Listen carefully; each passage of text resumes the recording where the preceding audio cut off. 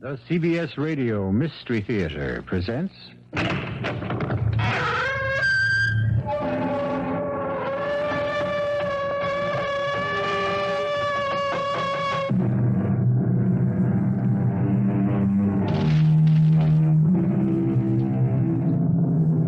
Come in. Welcome. I'm E.G. Marshall. Nothing strikes a deeper chill to the heart than the maniac at loose, who strikes without reason and without warning. The creature of murderous whim who stalks the night, who repeats his odious crimes at random, and who, by the very purposelessness of his actions, evades the law and punishment. This story is about such a man. As true a candidate for the Hall of Ill Fame as Jack the Ripper or the Boston Strangler. Sergeant, where the Sam Hill is Detective Renzulli? Hasn't he gotten back from that code 2 yet? Hi, Lieutenant. Oh, Tony, you're back. What did you get? Female Caucasian, height about... Never mind the vital statistics. Did you get a make? Proceed on instructions to the scene of the crime. Tony, the perpetrator just has... speak English. Is it another one? Yeah, Lieutenant. Just a torso, like call the rest. She didn't have any head.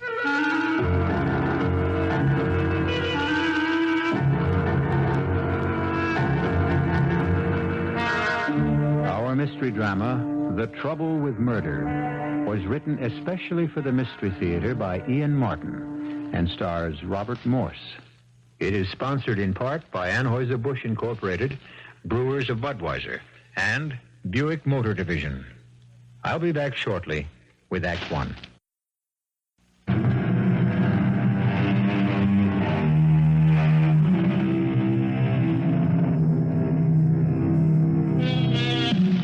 What prompts a human being to commit a senseless and savage crime?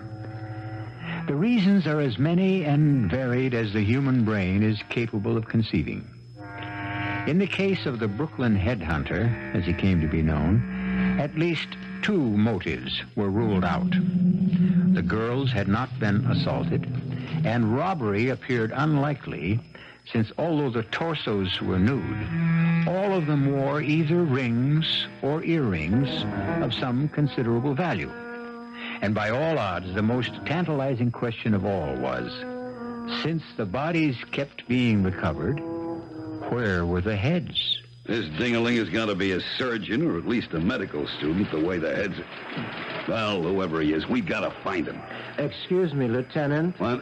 My name is Hugo Mintner, a citizen. I want to make a complaint. Would you mind seeing the sergeant sitting at the desk, citizen? I'm talking police business to the detective. I want to talk police business, too. Look, Mr. Hugo Mintner. All right, now, Mr. Minter... No, with an N. What? Mintner, not Minter. She was an actress in the silent films, Mary Miles. Oh, some days it don't pay to get up. Well, whatever your name is, why don't you take your complaint to the sergeant? Because in my experience, Sergeant Danielson never listens to or takes any actions on my complaint. Nor does Sergeant Brader or Sergeant Fryhouse or the one with ulcers who never gives out his name. You've been here before. Naturally. A chronic complainer, a repeater. Well, what is it you complain about, Mr. Mintner? Citizen? Well, various things. Tonight it happens to be acid rock. You don't like rock? Not when it's loud enough to split the eardrum. Your neighbors are playing music too loud. Knock on the wall. The reaction is only to turn it up further. Where do you live, mister? Well, Columbia Heights. Now, what do you do for a living? I'm an artist. Unemployed, huh? On the contrary. I work for Sawyer Studios as a draftsman on graphics and cartoon figures. And for a living, too. Okay. I'll tell you what I'll do. You go to the desk, swear out your complaint, and I promise you, once I'm through with the detective here... I suppose it's really hopeless to get the police to pay proper attention to me. I know the moment I'm out of sight, I'll be out of mind. You ain't kidding, Ding-a-ling. Okay, Tony, now we've got him out of here. Let's get down to the real problem. I've got to get the boys upstairs off my back about this headhunter. Well, let's hope this time we can get a lead that at least might start us on the way to finding out who he is.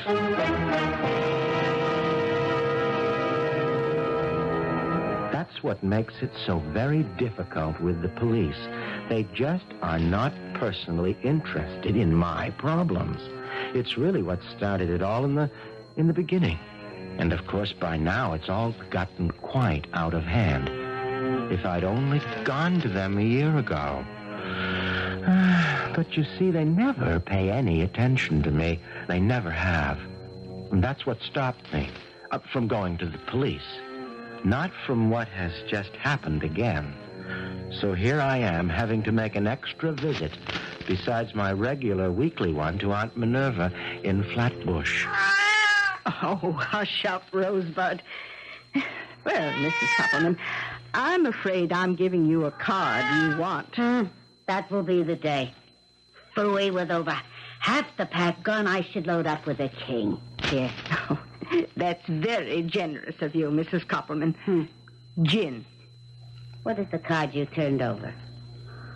I knew it. That was my gin card.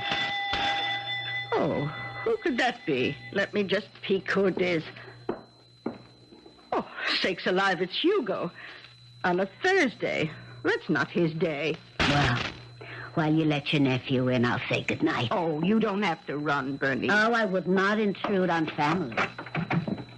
Hello, Aunt Minerva. Oh, Hugo. Dear boy, this is a nice surprise. How are you, Mrs. Koppelman? At my age, why complain? You brought Minnie a new pet? Not exactly. Excuse me. I did not mean to pry. But I see you carrying the box. See you tomorrow, Minnie. Of course, Bernice. Well, come in, Hugo. Thank you, Auntie. What do you have in the pet carrier box? I hate to tell you, but... Oh, dear, not again. I'm afraid so. Oh, you are so careless with pets, Hugo. There's 4 cats dead already this year. That's the way the ball bounces sometimes. I hope you're not too angry with me. Oh, of course not, you poor boy. You're so kind and gentle. That's what makes it unfortunate. You have such bad luck with pussycats. Oh, you'll want to bury this one out by the roses, too. If I may. Well, it's getting a wee bit crowded, but I'm sure you'll find a nice little spot. Well, the spade is in the lean-to, and while you're putting poor Pussy to rest, I'll brew us a little tea. Get away, you. Oh, don't scold him. He just senses the presence of one of his own departed. Oh, hush, Rosebud. What's upsetting you, you sweet boy? Oh, dear, his hair's all standing on end, and... Hugo, look at what he has on his fur. It looks like blood. It does. You see, Auntie, It's from the box. What happened to that pussycat of yours, Hugo? She had an accident. Oh, what sort of accident? To tell you the truth, she sort of lost her head. Oh, you leave your door open and your poor little cat rushes out into traffic, particularly on that busy street you live on. What do you expect? Well, dear, you'd better hurry. It's getting dark. Yes, that's what I was waiting for.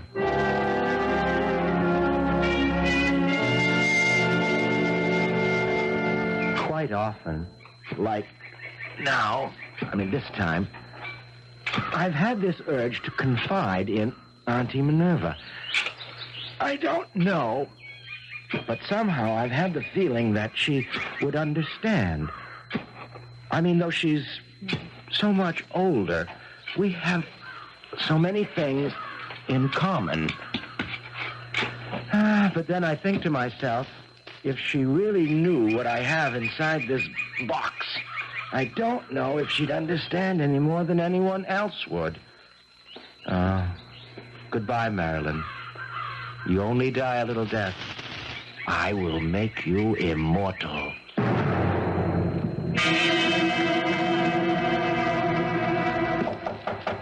Come in. What do you got, Tony? This report of processing of fingerprints taken from the deceased in the torso. Well, the print's clear. Oh, sure.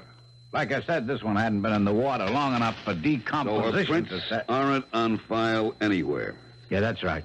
What about identifying marks? She had a mole on the sole of her left foot and appendicitis scar. The doctor didn't sign his name by any chance. No, Lieutenant. Real neat job. So it's another dead end. Well, there's stuff to get a make on a body that hasn't got a head. Why can't we find the other end just once? What does he do with them? Where does he get rid of the heads?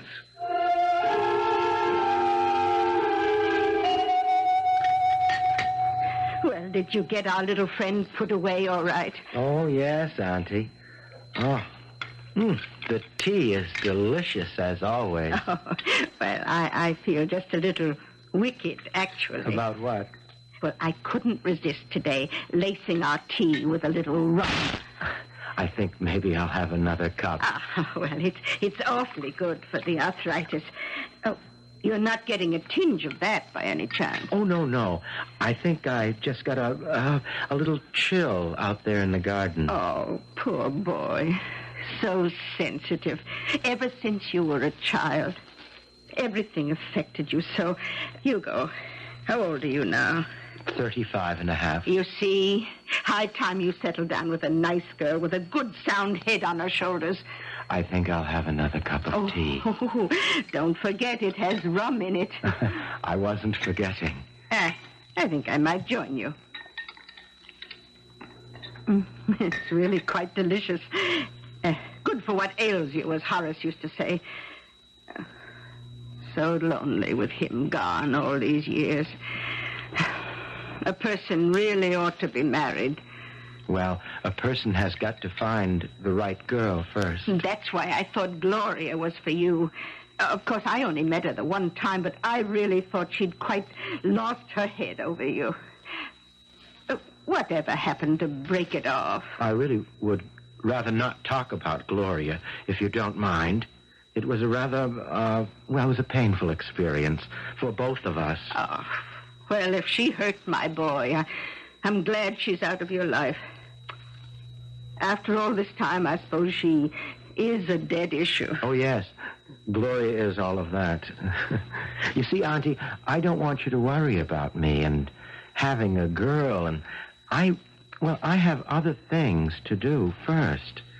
It's too soon to tell anyone, even you, but I promise you, once the secret is out, you'll be the first to know, dear Auntie. I owe you that much. Oh, you're such a sweet boy. But you don't owe me anything at all. Oh, you'd be surprised. I'd never have got ahead without you. That is, I mean, if it hadn't been for you, I'd never been able to get rid of Gloria. Shut her out of my mind and just got over her. And look, I really must go. Oh, aren't you going to stay to dinner? I'm afraid I can't. Oh, well, all right, dear. I'll see you tomorrow for your regular visit. And we can have a nice long talk about Gloria and how to find a nice new girl you can lose your head over. A person really feels terrible not to be totally honest with someone like Aunt Minnie. But there is the difference between the sexes and the generations, and then the very special circumstances that I'm involved in. It takes someone of very large vision to understand what it's all about, and how it all began with Gloria. I wonder if anyone would really understand it. I mean, if I explained it right out.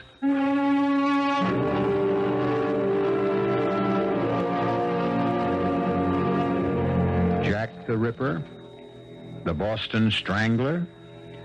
Could someone as inoffensive and humorless as Hugo Mintner join their august company? Are we faced with another Dr. Jekyll who can retrogress diabolically into Mr. Hyde?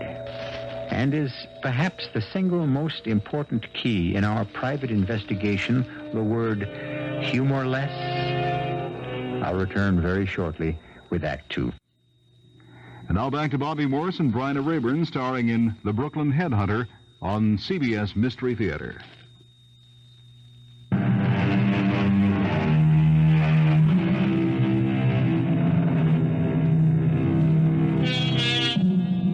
Run through the crime statistics for any major city. Just the sheer incidence of each crime. And you can wonder how any of them at all can be solved. The appalling weight of figures drowns the police departments, almost paralyzes them. Countrywide, some 6 million offenses. In any one of our main urban centers, an average of 40,000 for auto theft, 20,000 for robbery, over 500 for manslaughter or murder, and those are the ones reported. There are the others, like Hugo. Riding back from Flatbush in the subway, the empty pet carrier box balanced on my lap because it was crowded. The rum in the tea I'd had kept me nodding. I had to fight against falling asleep, and so I had no defense left against other memories of the past year that filled my consciousness. Most of all, Gloria. I remembered how I first met her. Oh, excuse me, I didn't mean to jostle you. Oh, that's okay, John. Any port in the storm. Sure is raining. Oh, my name isn't John, it's Hugo. Okay, Hugo. Right on both counts. I'll try to get a taxi. But, could I drop you somewhere? That's the best you have in mind? What else? Maybe you're for real. Okay, honey, you get the cab. You could drop me by my hotel.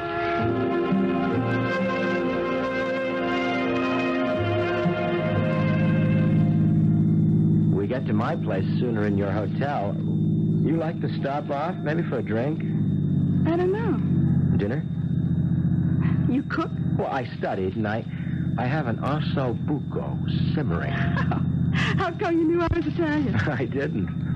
Are you? Oh, well, like way back, but I dig that osso buco. So, you want to stop at my place? This weather, what can I lose? Make it your pad.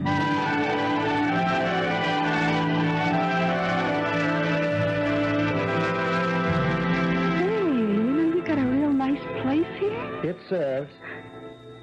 It what? I like it, too. Are you autistic or something? I beg your pardon? All them pictures on the wall. Oh. Oh, those. Well, yes. Well, those are just things I like. Someday, maybe I'll have my own to hang. Well, here's your drink. That's a Manhattan? Rye and sweet vermouth. Yeah. But rye first and then a touch of the other. Let me fix it, huh? Oh, sure. I'm not very good with drinks. That's okay. What are you good at, Hugo? Well, I don't know. I never thought about it. Whatever you do, you make money? Oh, an adequate amount, I suppose. Like, for example? Well, before take-home, taxes and all that, depending on overtime, about $24,000, $30,000 a year. Oh, that's very adequate. Here, honey, try this. That's very strong. Oh, only the first sip. You'd be surprised how smooth it gets the next couple of times around. It doesn't seem quite as strong now. Well, keep at it. You'll like it. I already do. That's the first step. Now, how do you feel about me? Well, I liked you from the very beginning. No other ideas occurred to you? Well, I'd like to kiss you.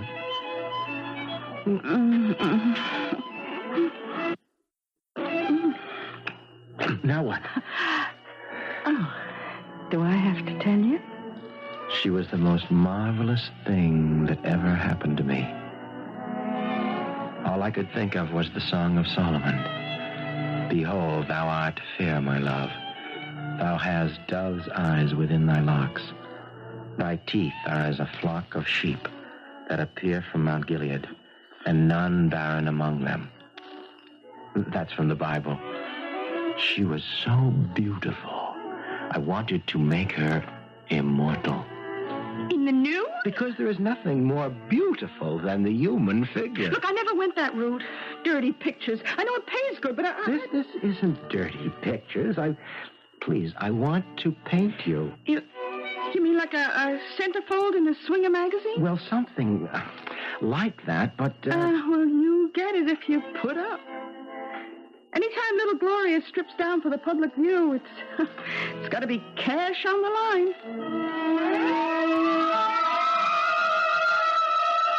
I suppose I should have been warned by her attitude, but she was so beautiful that I couldn't wait to do what I'd always dreamed of doing. Capturing a real woman on canvas. Not drawing outlines that were a caricature of the human figure, mechanically reproducing lettering or someone else's sketch, but creating by my own hand the flesh and blood and soul of a real woman. No, please, don't move, please. Look, Hugo, I didn't bargain for this. I'm just about frozen stiff. These prices that don't pay. Is money all you think of?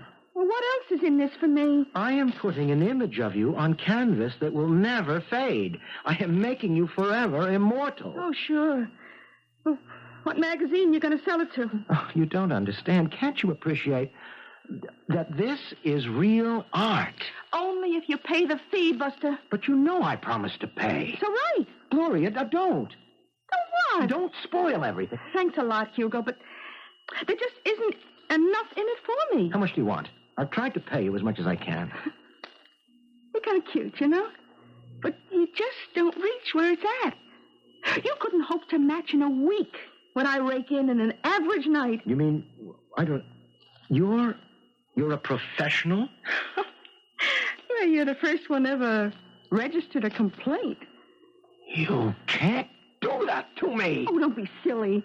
I made you something special. A goddess. I mean, that's the way that I painted you. Look, you want to think it's good? Okay. By me, I ain't all that hippie. And you could at least leave the bags out under my eyes. You don't appreciate real art. I think it's lousy. I tried to make you the most beautiful woman since the world began. Well, suit yourself. Just don't try to merchandise it. Unless I share in the proceeds. What are you talking about? Oh, look, Hugo, you hired yourself a pro. Any use you make of my body, you pay just like my regular job. I can't believe what you're saying. Well, you better believe it. But I love you. That's your problem. You mean you don't return my love? It's all in the open. You just have to be kidding.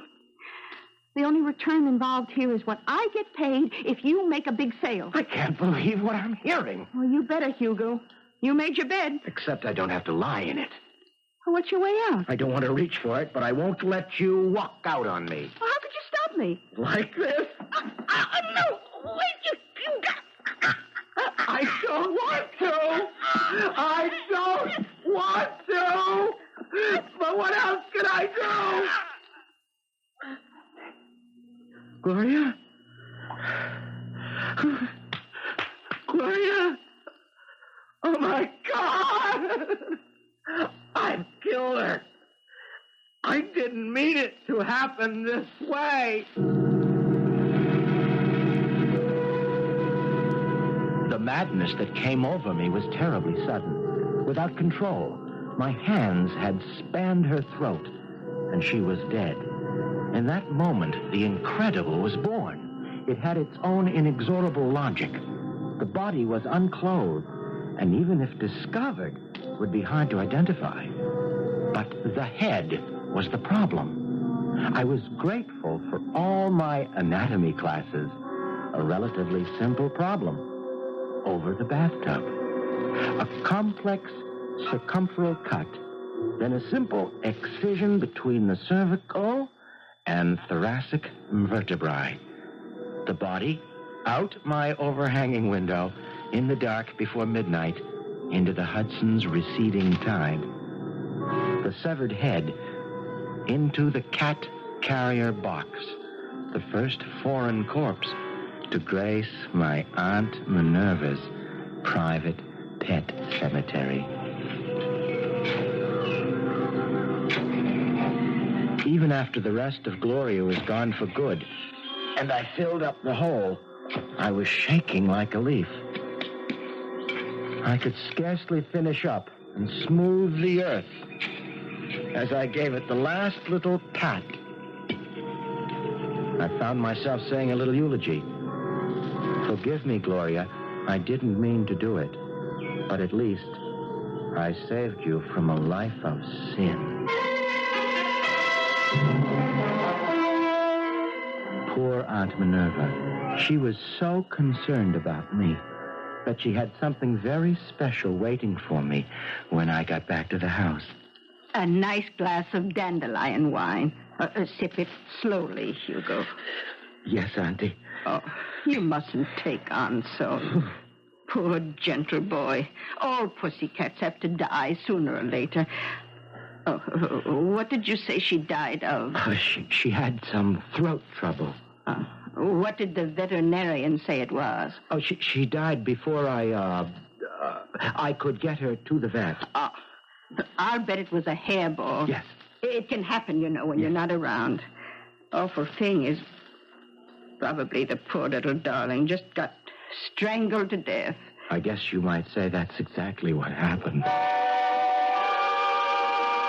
During the 3 or 4 days I convalesced at my apartment, trying to shake the shakes, I'd sit long hours looking at my portrait of Gloria. It was the first oil I'd ever painted. More and more I became obsessed with incredible truth.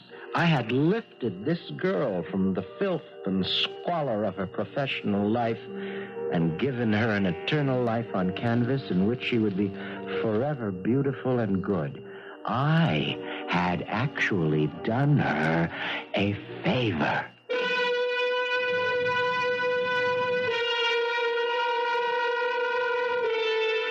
The trouble with murder is threefold. First, that driven to a rage blinding enough, anyone is capable of it. Second, that it is irrevocable. Once done, it can't be undone. And third, well, we'll consider that with Hugo when we return shortly with Act 3. This is WBBM Chicago.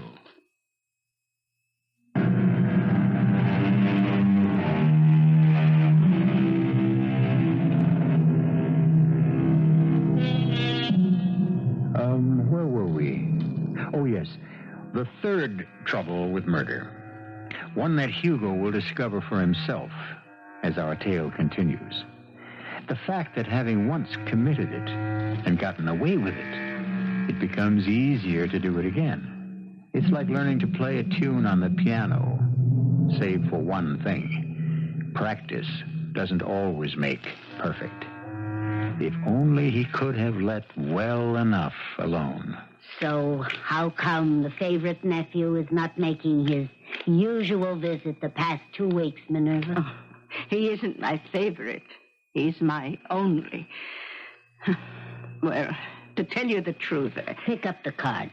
I'm afraid he's been through an unfortunate love affair. You mean his cat dying like that? Oh, that upset him, of course. He's a very sensitive boy. But I'm afraid it's more than that. My trick. So I will melt. Marriage in diamonds. Marriage. I think that's just what Hugo had in mind. But apparently she jilted him. So maybe they're both lucky. Ask me. Marriage. It could be a fate worse than death. Are you sure she's out of the picture? Oh, yes. Hugo said she just disappeared into thin air.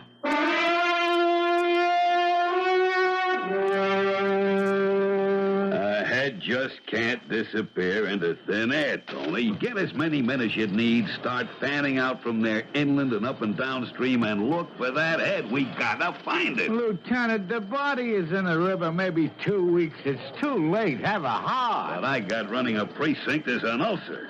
Now, I want to make on that body because I got a lousy hunch What's that, Lieutenant? that this guy could turn out to be a repeater. Just let him get away with it once. They might be tempted to try again.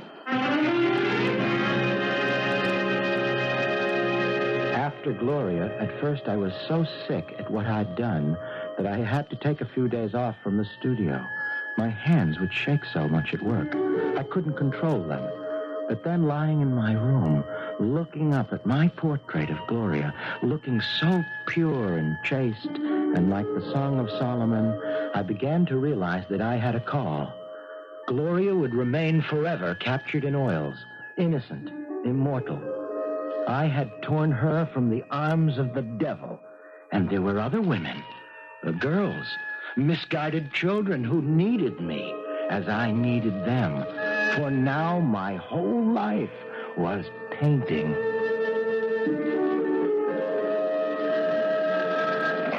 Lieutenant Flagg. What? Another one? Oh, I knew it. I could feel it in my bones. Huh? No identification. Figures. This guy's a regular Bluebeard. I was a saver of souls, an instrument of immortality, and so my gallery grew to 4, and my fear was all gone. It was all for their sakes. My lovely, purified girls who smiled down on me from the walls, and whose remains floated in the river and fertilized my beloved Auntie's roses. Come in. Hey, you was looking for me, Lieutenant? Come in and close the door. Yes, sir. What's the action, Lieutenant? I've been looking over the file on the Brooklyn headhunter. I don't like the going over we're getting from the press, especially after the last torso turned up. Well, how are you going to distinguish the perpetrator when we are unable to uncover the identification of the victims due to the decapitations? You should have been an actor. Now, look. Sergeant Harkins is having Central File pull the dope on every missing dame in the last year that's anywhere near the age and weight of this last torso we fished out. We struck out on the first 3, but we've got a slim chance of getting a make on the 4th. Yeah. The mole on her foot and that appendix scar. Now, you are going to check personally with everyone connected with any missing dame reported in the last year, and you better find one with both those marks. I want this case closed before another one turns up.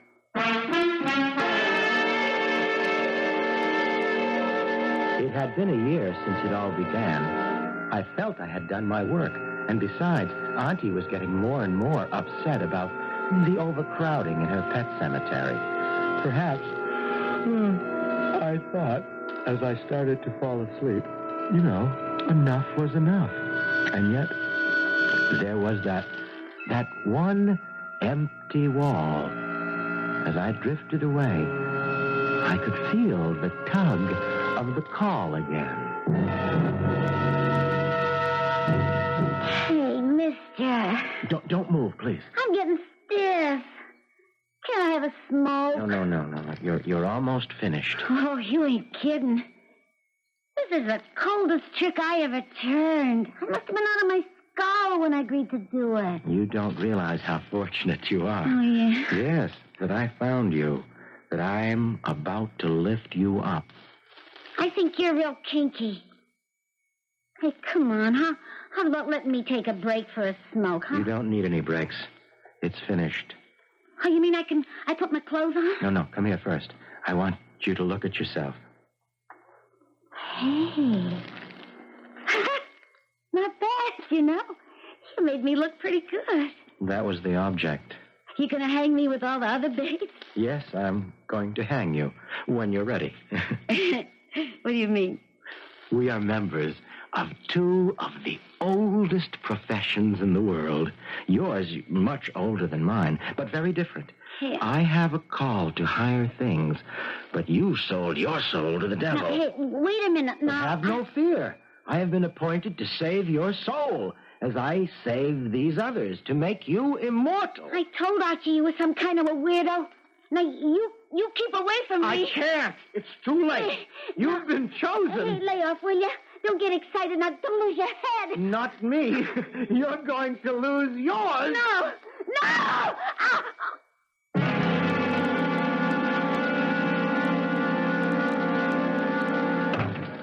This time, Lieutenant, we got him. Got who? The perpetrator, the headhunter, the guy... Okay, I know who you're talking about. Now, what do you mean? Oh, well, the body we pulled out this morning, we got a fingerprint match. Here she is. Name's Flossie Henderson. She's a prossy. Well, it's a start. Now, wait a minute. You don't know the rest. I pinned down a Duke, a real fancy man, and I get the word from him she was posing last night for some artist named of Hugo Mintner. I got his address right here. Tony, you're gonna make second grade for this. We gonna pick him up right now? With one stop on the way for a warrant.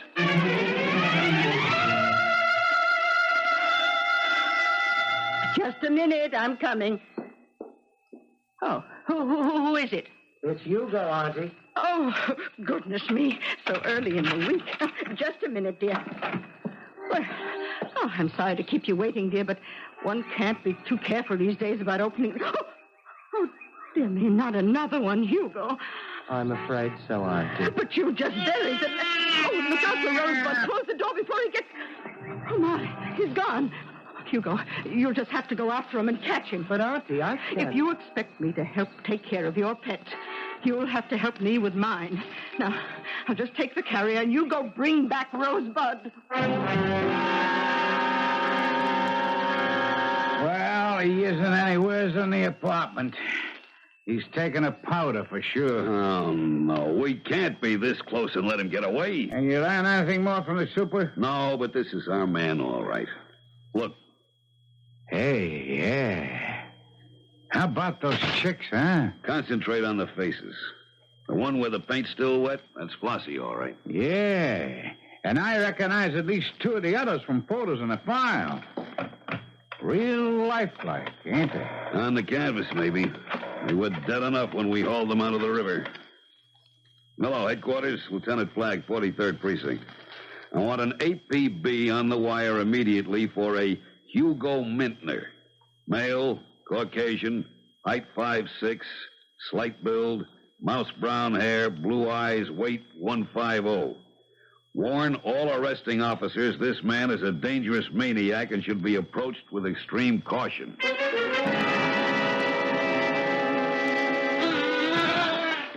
You ought to get rid of that cat. He's dangerous, Auntie. He bit me. I'm not surprised under the circumstances. What circumstances? I am very displeased with you, Hugo. I might even say shocked. While you were gone, I looked into this. Oh. You shouldn't have done that. Oh, nonsense. It's my cat carrier that I lent you. But certainly not for transporting foreign objects.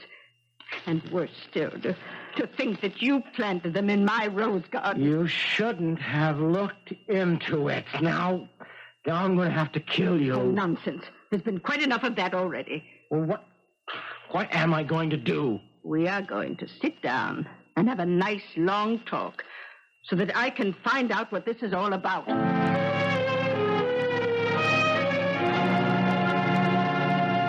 And I really didn't mean any harm, Auntie. It just came over me in waves, and I felt I had a mission. I had a call to save these women from themselves, to lift them up and wash them clean, make sure they would be saved forever from the burning fires of hell. So sensitive. You always were. Such a romantic. Tilting at windmills like Don Quixote. Pure in heart. If not exactly indeed. But what am I going to do now? Oh, well, that's perfectly simple. You're going to march right over to the police and make your confession. Oh, no, they won't listen to me. They never do. That's what started it, sort of, in the beginning. They won't listen to my complaints. Well, perhaps now the shoe is on the other foot, you'll get a little more attention. Take this box with you and hurry along. I don't like to think of you getting caught in the rush hour.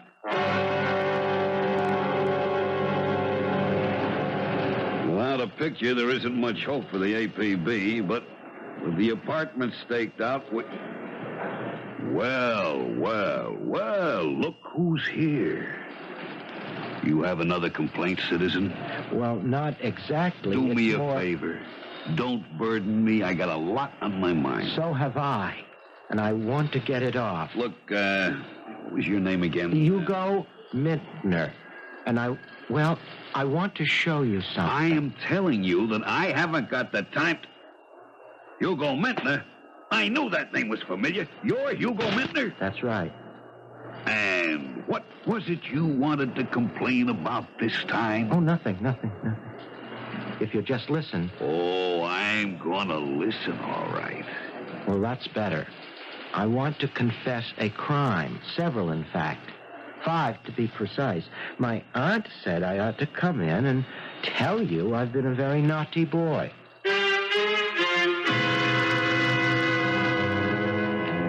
I'm really quite happy here. The food is passable, and they leave me alone, which I like. Of course, they don't allow me models, but I've taken up finger painting, and I'm getting very, very good at abstractions. The only thing I really miss is my Friday visits to Aunt Minerva. You know, I wonder if she misses me.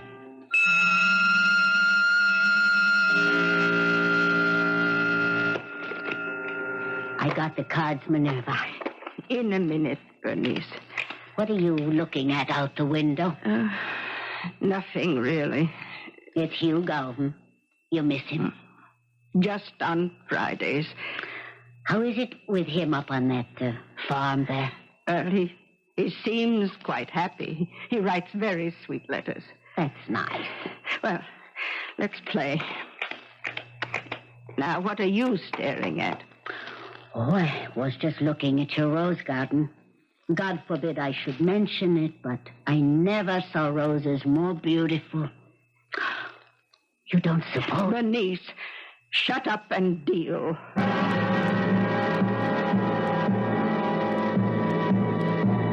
Of course, Hugo was stark, staring mad. But, as he said, he meant well. It just seems a pity that he wasn't the only one to lose his head. I'll be back shortly.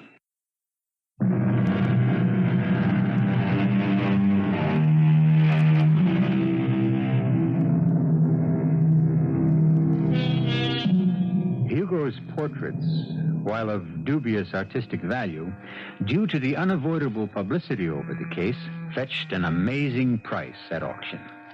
Aunt Minerva's first notion was to divide the money 5 ways and make some restitution to the girl's nearest relatives.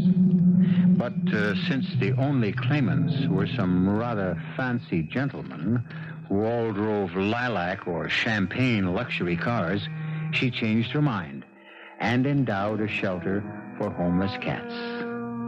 The animal variety, that is. Our cast included Robert Morse, Bryna Raeburn, Evie Juster, Jackson Beck, and Ian Martin. The entire production was under the direction of Hyman Brown. Now, a preview of our next tale. Hey, what the... Keep your voice down, Ron. Fran, you're soaked to the skin, drenched. I pretended I wanted to heat up the coffee, but I really wanted to get to you. I went out the kitchen door and came around to this window. Ronnie, what's the trouble? He's holding me for ransom. Ransom? He wants $100,000. $100,000? My father is Garrett Prentice, the millionaire. Oh, I've heard of him, yes. Phil Carrington, if that's his name, phoned my father yesterday. The money is on the way, but what worries me is I'm sure Carrington's going to kill me once he gets it. But if he gets the ransom money... I don't think it'll make any difference. He knows I can identify him, so he hasn't much choice. He has to kill me. You and your husband, too. Yes. We could identify him. You've got to do something. We've got to do something. But what? Radio Mystery Theater was sponsored in part by Contact, the 12-hour cold capsule. This is E.G. Marshall inviting you to return to our Mystery Theater for another adventure in the macabre.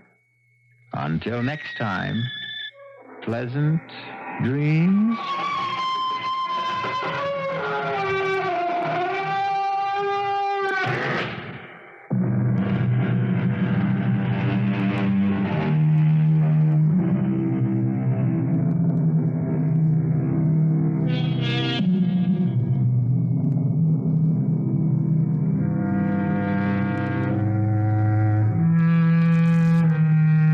CBS News is next on WBBM Chicago.